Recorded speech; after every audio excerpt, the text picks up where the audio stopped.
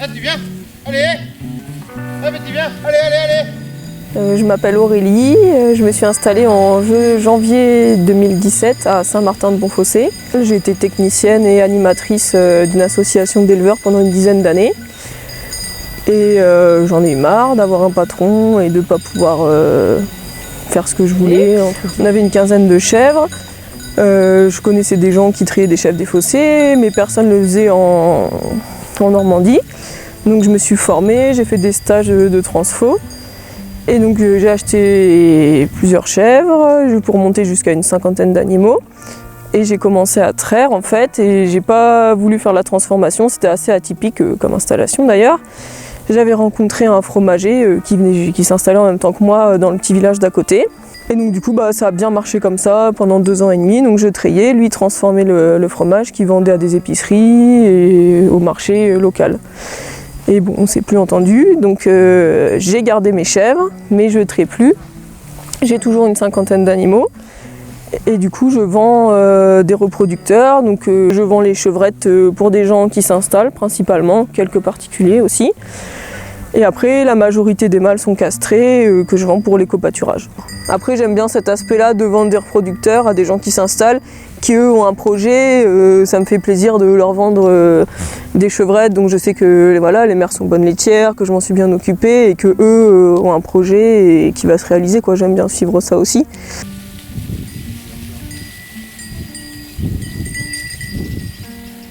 On a choisi des chèvres des fossés parce que on vit dans la Manche et la chèvre locale c'était la chèvre dite des fossés, quoi, la chèvre commune de l'Ouest. Donc moi j'ai toujours été sensible à la préservation des races patrimoniales parce que je pense que chaque race est adaptée à son terroir. Donc je me voyais pas par exemple élever des chèvres pyrénéennes en Normandie.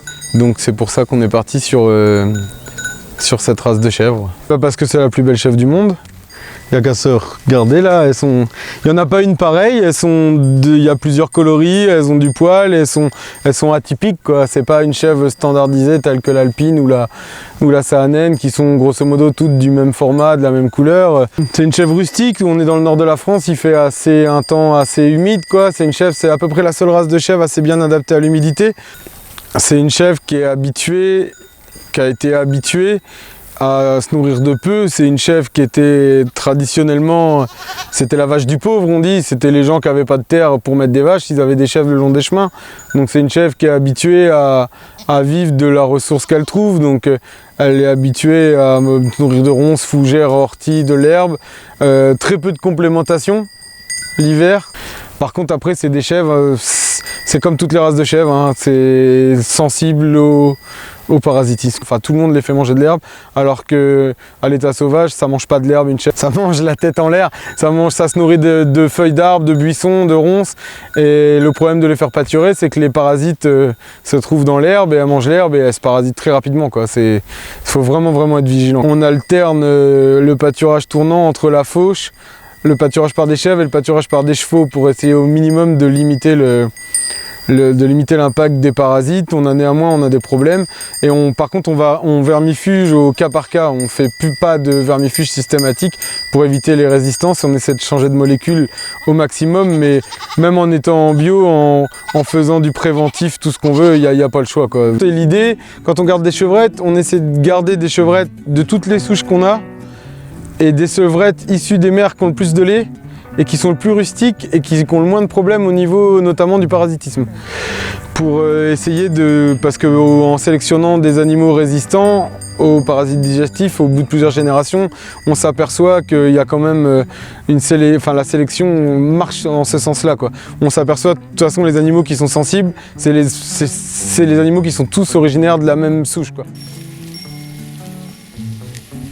Donc quand je me suis installée, au début j'avais fait une demande je voulais la DJA pour pouvoir faire un bâtiment de stockage et puis avoir un peu de finances, quoi, pour commencer.